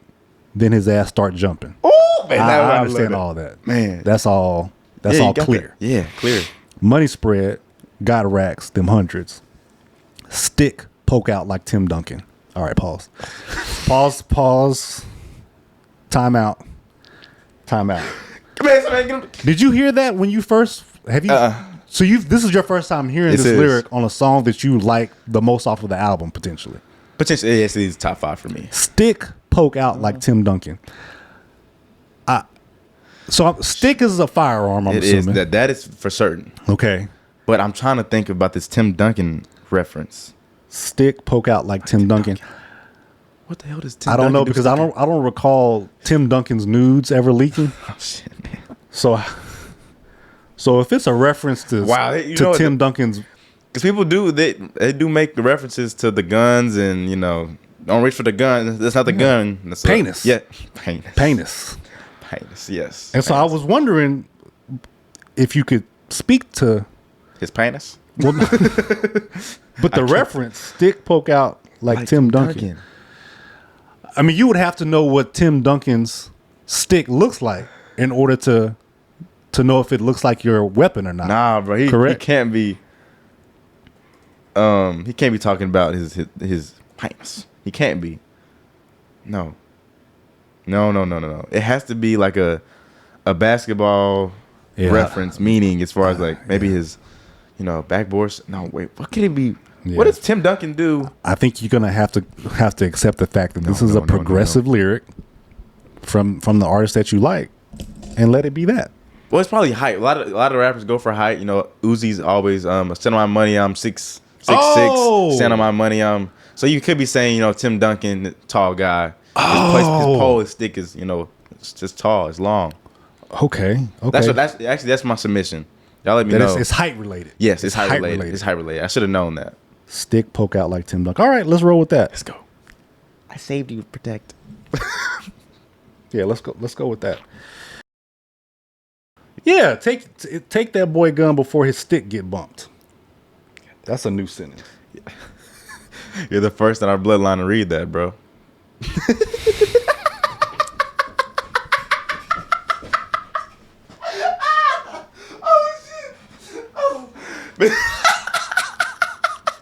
My eldest bro is the first one in our bloodline to read that, man. Don't ever let it be said that the older, washed people won't try to reach out to the youth. I believe the children are the future. And in the future, mind your stick. Because it will get bumped. Oh my gosh. That was great. I enjoyed listening to the song, not being able to understand a goddamn word Protect was saying, and then going to the website and then reading the lyrics and actually reading what he was saying. I went back to the song, still couldn't hear what he was saying, but at least I knew what he was saying. Interesting. This is going to be fun for me. This drive back is going to be immaculate. But yeah, so that's the lyrics of the album that you recommended Days to me. of Summer. Yep. Can we talk about beefs and rivalries quickly? In music? Well, we talked about track rivalries. Right. We're talking about lyrics. Rivalries. I feel like I want to, again, very quickly. I did ask you a question about, the whole. Okay, I'm okay. Let's do it. I want to get your take because we really didn't talk about it. Mm-hmm. We had a whole beef that happened, and it's still kind of playing itself out in the courts. The Drake and Kendrick beef. Drake is suing now. He's putting out his songs, and he's over in London and foreign areas trying to. I feel like he's trying to claw his way back. Yeah. Whatever that means, in three different ways: legally, musically, and then geographically. Because he said that English or UK rappers rap the best out of anybody. Yeah, which is a very hot ass take. That is a very hot take. But let me just ask the beef, the Kendrick beef. What's my position? Yeah, what's your position? Okay. First of all, who won? Let's just Kendrick won. Okay. Kendrick won the beef. I was rooting for Drake. What did I miss? I was rooting for Drake. I always grew up. Drake was, top dog, and liked his music a lot. Still do. Mm-hmm. Like it more than Kendrick. Wow. I do. I am not a fan of the onomatopoeia rap. Dog, his shoes hit like shoes, and her mouth like toothpaste, and I just which is pretty ironic for me to say after we just dove into what I listen to on a daily. Honestly, I switch it up on a daily. I want to ask too, is this your first beef? Being 21 years old, is this your first rap beef? Yeah, definitely. Yeah, definitely. Rap beef, like going back and forth as far as, songs and stuff, that's what's considered rap beef, right? Yeah, you have people that beef and they might throw a subliminal or bars or whatever, but an actual head-to-head, we're going at each other. Everybody knows we're going at each other. Wow. It's my first one. It's just like That's crazy to me. So being older, again, 80s baby. Yeah. There's so many rap beefs that have happened over the decades. It's just very interesting that this is your first rap beef. That just speaks to the generational, gap and all that stuff. So what was your first, what? How many would you say? Brother, we ain't got a plethora. Time. Wow. It's a plethora. It's a lot of rap beefs. You go to the biggest one, probably before this Drake and Kendrick one, would be Tupac and Biggie. the whole East Coast versus West Good Coast grief. Yeah. situation. But I mean, even prior to that, I mean, lots and lots of LL Cool J and Cannabis, Ice Cube versus Dr. Dre, and that whole Okay, Cool I'm Easy familiar with E. that one. Of course, I wouldn't lie. Yeah. I mean, it just, the list goes on and on and on and on and on. On and on and on. The beat don't stop Kanye till- and 50 had a little beef, although that seemed more friendly at the time, or more just capitalistic. We're just running the numbers up for our albums. But yeah, there's been all kind of beefs and stuff going on. But this being your first one is very interesting to me. So what side are you? I mean, based off your reaction, I shouldn't even have to ask it. But you were on the side of Kendrick, or and I say side. I wasn't. I would like to see Drake win. I guess I really didn't concern myself too much. Just based off, I just have no interest in Kendrick Lamar. That's the reason I had no real interest in the beef. But you know, I would like to Drake to have done better within the actual song clashings, but he lost. But yeah, I mean, musically, I'm a fan of both. I mean, there are Drake songs that I absolutely like, and I think a lot of people, even if they don't like Drake now, parasocially, I don't know him personally, right? Yep. For whatever reason, they don't like him. There are songs that you did like at one point. Now, there are some people that hate Drake. Always hated Drake from the beginning, and I was one of those people early on when he came out 2009. Best I ever had. We was all trying to hate, especially as men. Like, well, best I ever had. Yeah, you my everything. And we were like, man, get out of here. He ain't finna be around. Right. Yeah. Bad take. It's also interesting that that beef got kicked off with Like That. What do you mean? The song Like That. From Future. Okay, got you. So Kendrick's verse that's where he starts taking the shots. Oh. And so a mumble rapper song I do remember. Okay, go ahead. is actually the song that Kendrick comes on. So I mean, it's very funny, ironic that, you know, a mumble rap king of the mumble rap is the one that actually provides Kendrick with the space to shoot the shot, to shoot at Drake. Not Like Us grew on me a little bit. I feel that. I mean, it yeah, for me, it just wasn't it. Yeah, I mean, the beat, the accordion, again, sonically. Isn't that what he played at the Super Bowl? Yeah, it got played at the Super Bowl. He played his whole album, the GNX album. You didn't watch the Super Bowl? Oh no, I didn't even watch. I didn't watch the game. You didn't watch the game either. Yeah, okay. I didn't watch the game either. But anyway, point being, the reason why I asked, is this your first Super Bowl? Not Super Bowl. Your first beef, rap beef, and all that is it's interesting now with the Clipse album and stuff coming out. It feels like there may be a kind of a turn from mumble rap into lyricism. I don't know. Okay. And I think that my point with that is y'all's generation, y'all don't mess with lyrics or super lyrics or anything like that. But it's hard to discount the fact that lyrics made it to the Super Bowl. So money talks, success talks. Yeah, it does. So if as a mumble rapper, you're never going to get to that level of being on the Super Bowl or being at a Kendrick and Drake level, now you're kind of seeing with the music industry what can happen, what will be allowed to be so successful. And if it's lyrics, we might have a turning of the tide a little bit in artists saying, you know what, maybe I should be a little more lyrical, or I should be more clear in my delivery of my lyrics. I like to pick songs that I like and how they fit into that actual picture. Okay. It gets that complicated for me, and it gets complicated for other people in the wave community, I think. Y'all let me know if I'm tripping, but I'm pretty sure. Okay. It gets like that. I've seen TikToks like me trying to choose the 15 seconds. You get 15 seconds to post of that song. So you get to choose the baddest 15 seconds you can, or however you want to invoke. The most relevant part of the song to what you're posting. Or even to yourself. Right. For me, it's like I like to do intros and outros kind of songs. So like Denzel Curry, Naughty Head, that outro I love.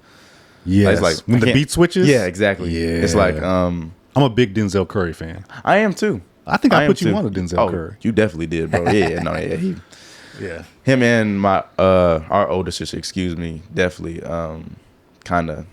Oh, she likes Denzel Curry too? No, I'm just saying. No, she definitely is. It's not her body, but she's more into the alternative music and stuff. Right. So that kind of. I think I got a mix of both worlds there. But yeah, back to Instagram stories. I kind of have a method Okay. to what I choose as far as Music. Yeah. Okay. So what I like to do, I like to show just like with the fits. So my black fit, I would like to choose maybe a more of a lyricist. Maybe I didn't, but maybe I would have. Okay. But I ended up choosing super mumble rap actually for that one because Okay. it's more of a classier look. But I still wanted to go on the other side of the spectrum as far as choosing my music. But typically, you would associate class with lyricism. I Is would. that- very good. I said very good. Very good. Would you? Of course. Of course. So that's kind of Okay. my thing with music. I look further because I like TikTok audios. Mm-hmm. I know my Wavlings can definitely relate to that. Yeah, exactly. Thank you. Relate to that. I go around, headphones in, listen to a 6-second sound over and over and over and over again. Really? 6 seconds might be a drag. Maybe like 8. Still crazy. Just Maybe, an 8-second loop of music. You will just. not even music, but it could be like literally just a sound of like an anime talking with like kind of like an ominous beat. It's kind of it gets deep. Yeah, it gets deep. Is there like a genre? Is there a name for Good this? question, Is there a man. name for this phenomena of listening to I think it is. 6-second anime clips? I know there is. I'm unfamiliar with it. It's an easy lookup, I bet. Let me put you on the one. Let's see. Ready? Is there anyone who's important to you? There is only one person who matters to me, and I live to protect and serve him. That is my purpose. When at last I was myself again, I was no longer myself. In all the world, there was no one who needed me. I was unnecessary. And it goes back. It's and pretty you'll deep. just listen to that. And that actually is a part of your 744 intro, is it not? It is, yes, Okay, it is. I was like, I've heard this before. No, it's definitely one of the ones I'm listening to. I want to know what this genre, is called. Like, if there's an actual. Because remember, I was telling you about nerdcore, and I was describing what that subgenre is. There has to be like a name There has to be. for this type of listening. It's been around a little too long now. Okay. For it not to be named and claimed in some way. That's So I really gotta clip this. I gotta see. Hopefully it goes viral because I need Somebody to be able to name. I want to know myself. It's like pretty interesting. It's weird. Man. All right, bro. I think that's good on music. That was a good music segment. First music segment. I would agree. That was a really good first music segment. Covered everything. Did lyrics. So what have you been watching? You asked me about music. What I've been listening to. Okay. What have you been watching? Got you. Like anything. Shows, Movie. TV, movies, Okay. anime. Just Okay. But I have a couple anime started. Okay. I haven't been consistently watching them. Okay. But I said all that to say I finished Sword Art Online. You familiar? I've watched the first season of SAO. Sword Art Online. I actually enjoyed the first season. Yeah, that's the best season I would say. It's multiple, but it kind of gets into like there you go. I couldn't go past the first season. That's real. I honestly couldn't. That's reasonable. I finished that about like a month ago, Okay. and then I started Parasyte the Maximum. That's a great. Speaking of fans, that's a freaky anime right there, Yeah, boy. it is, bro. It's good though. It's not for the faint of heart though. No, it's it's- definitely mature, adult, but it's high quality. very much. But so. you enjoy it? I'm enjoying it. I'm like on episode 3 right now. Just kind of just taking it slow because it is heavy hearted and all that. It's like, oh man, Yeah, it's brutal. It's brutal. It's brutal, bro. It's very brutal. It's very brutal. Also watching Dandadan. I've seen that, but I haven't started Netflix. it. Netflix, okay. Mhm. Dandadan. And it's on Prime, I think. That's actually on like Disney or Hulu. Sorry, but that's good too. Is that something you would recommend? I haven't started it. I would definitely recommend it. I mean, as far as just the power system and the plot is really good too. Okay. And the characters are really. It's a good comedy, but also it's kind of has this like freakish thing to like that too. Honestly, a little bit of that, but the actual like villains and antagonists, excuse me, are Right. this is the character design is just very like whoa, but you want to keep looking type of thing. Very interesting, yeah. Okay. So like, what do you mean? Whoa, like is Well, it like, as in like it's scaring you, it's like thrill, like kind of scaring you. It's like whoa, but it's like dang, so you can't look away? yeah. Essentially, Okay. you kind of want to, but it's like, bro, that's actually like what they designed as an anime. So is this a just real quick like Yeah. a plot? So is it fighting? Is it kids in the school? You know, anime loves putting kids in schools. They do. It is that. It's that. It starts Okay. kind of there, and it's just a boy and a girl, and they kind of have like this friendship thing going on. It's turned into like a more of a possibly intimacy thing. I'm not at Like that a point right now. relationship? Yeah, Okay. relationship. And it's aliens, but it's still like Are they up against like an alien invasion? Like what's the antagonist aspect? Essentially, yeah. There's been an alien invasion and also but paranormal activity as well, Okay. excuse me. So it's like a mixture of aliens and the paranormal Oh, so activities. it sounds like some mob psycho. That's my guy. Mob Of course you 100. know about that too. One Punch Man. Yeah, mix. exactly, yeah. Okay, all right. So It's- I'm gonna it's add it to the enjoyable. list. It's I'm gonna add it to the enjoyable. list. Anything else? That's all I'm Straight watching anime. lately. Yeah, that and just some little YouTube snippets whenever Got I it. can. Got it. Be watching a lot of track stuff on YouTube, but Of course. For me, I rewatched Pluto on Netflix, so that's kind of it's a an great anime, AI, robotics, kind of I don't know if you are you familiar with Ghost in the Shell. It's kind of basically an exploration of your humanoid androids, cyborgs, and then their place in the world amongst the actual humans. the actual humans and all that stuff. So it's got some supernatural elements to it as well. But have you watched it ever? I have. Okay, yeah. So I watched it once. I was rewatching it because I couldn't remember. I was like, I remember really liking this. That's a good feeling to watch Go it. back and rewatch like it, it, so- and then now remember and rewatch it. Absolutely. So that's legit. Pluto on Netflix. show. I've restarted the Boondocks on HBO. Man, I thought they were gonna start a new like remake. They've been wanting a new season for forever, and it would be so relevant now too. Oh, especially now, honestly. Yeah. It'd be so relevant. I don't know why. What's the hold on the? Too real. I don't know. Could be money, but I mean, because it was very provocative. Yeah, yeah, for sure. Extremely. But there's so many things that are provocative True. now, still on television as far as shows.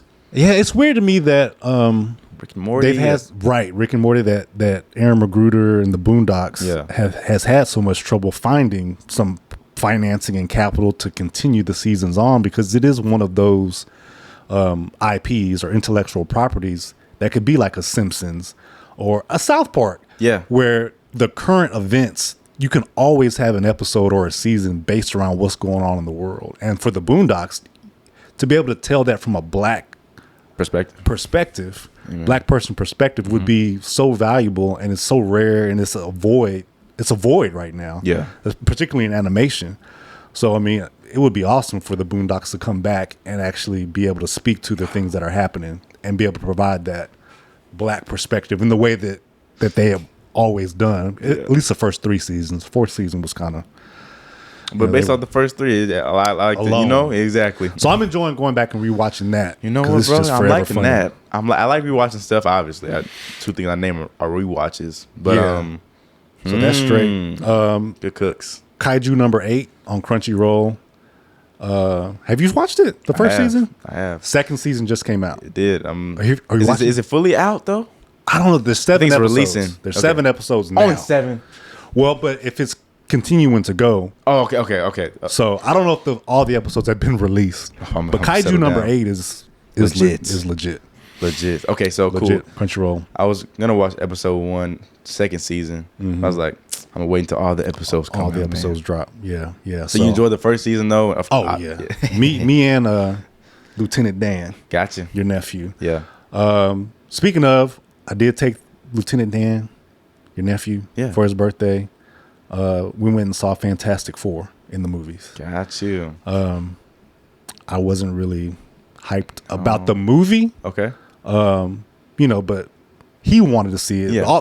All my kids wanted to see it. Yeah.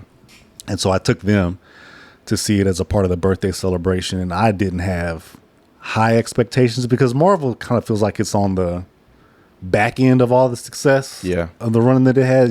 So they're getting ready to do Doctor Doom, Avengers, and all that stuff. And I'm going to be honest. I mean, the comic book people are going to be mad at me and the purists and stuff. I've never been a huge fan of the Fantastic Four as characters. Gotcha. Or really even Doctor Doom. I mean, I know he's super powerful and smart and all that stuff, Right. but just the character designs never really spoke to me. He looked Gotcha. like the Tin Man with the cloak on. Chopped his tail underneath too. Yeah, I mean, so I know that the story and his character development and him as a character and his person is supposed to be what the draw is and what's interesting. Right. But I don't know. That's fair. No. You do know. That's exactly. But Fantastic Four as a movie was a solid intro, or I should say revamp. Yeah. You know, because they've had like two or three 2007, 5. Yeah, Fantastic Four movies prior to, and they were all mid to trash, mid at best. So that doesn't help somebody like me that never was really interested in the Fantastic Four. I'm like, okay, so y'all can't even get the movie right, and I'm not interested in it. But this movie, Fantastic Four, that just came out 2025, solid. I'm a Pedro Pascal fan who plays Dr. Reed. Dr. Reed. Dr. Reed, yeah. So he did a great job. The Thing, again, never was interested in him as a character. I'm like, this is a stale Cheeto man, bumpy, rocked up, clobbering time. Like, it's just, but he was solid. It was very interesting, well acted, well performed. So that was cool. But yeah, it was a good restart to that franchise. I'm interested to see where they take it. Okay, that's a great. It's going to have a indication. tie-in with Doctor Doom. Yeah. And the whole Avengers thing. Of course. And then I'm sure, spoiler alert, you know, they have a kid, Sue and Reed. Richards have a kid, and he's one of the most powerful Marvel characters in existence. Really? Yeah, their child, like, he's reality bending. Like, he is one of the most powerful Marvel characters out of everybody. Holy shit. So if they take off with that, then that maybe opens up a whole new door open up a lot for Marvel to try to restart that traction. Yeah, restart the traction and stuff. So, interesting. So it was cool. It was cool. The kids, of course, enjoyed it. Right. I didn't mind the time I spent in the movies watching that. That's a great indication. Go ahead. Preview that I saw Predator, Badlands, the Predator franchise. Oh yeah. It looks legit. It does. I saw the preview. That was the first time I saw the trailer. It looks good. I didn't see it. Prey, which was on YouTube with the Predator movie, was solid. That was a great movie. It was a great movie. I say great movie. I think it was a great movie. So I only bring that up to say, and it'll be a time for the thing I'm going to recommend to you to watch. Yeah. If Predator, these last two movies, or if Badlands is good, Prey was good. Yeah. If Predator is going to come in and be like the franchise now and kind of take over, I'm all for it. I'm a huge Predator fan. Yeah. It's Predator with fans. Arnold Schwarzenegger is one of my favorite, if not my favorite, action movie of all time. So, you know, in the wake of Star Wars being mid and blah and kind of trash, DC is restarting, but they couldn't get right. DC. I haven't seen Superman yet. I was kind of. I heard that was an immaculate movie. I heard it was good, you know, but I'm waiting to see if DC can actually put together something more than just a really good singular standalone Superman movie and a Batman movie. That's all they keep doing. That's all they can do. Yeah. I don't need to see them pearls hit the streets anymore. Like, how many times? And that's part of being older too. Right. You know, so if you're younger, like my kids and stuff, but I've seen that Batman story a million times. Yeah. Like, Superman's kind of the same thing. Like, okay, he's gonna race the train. Cool. So I'm interested if they can move that forward. But yeah, if Predators, it seems like they're getting ready to expand that and really lay into it. A lot of those Predator movies have been bad over the years too. Yeah, they've been pretty mid. You know, but Prey kind of restarted their franchise and it was good. So hopefully Badlands will be good. Got you. And then we can keep going. So that leads me to the last thing that I'm watching, Alien Earth. Alien Earth on Hulu. So that's the Xenomorphs, the Black Alien franchise. Got you. Is really good. It's actually really Is it good. All the way out, like the series? No, it's not. It's not. I think they have like 4 episodes. They're releasing weekly on Hulu, Alien Earth. But if you like Alien, then I would highly recommend Alien Earth and watching that. I do love the character design. And, you know, exactly. And so, again, Alien and Predator actually share universes at times. And so, again, if Alien and Predator are getting ready to clash it, be the franchise for the next however many years, I'm all for it. But Alien Earth is fantastic. And I usually don't like, you know, scary, super horror. I mean, the Alien movies can be very terrifying. Yeah.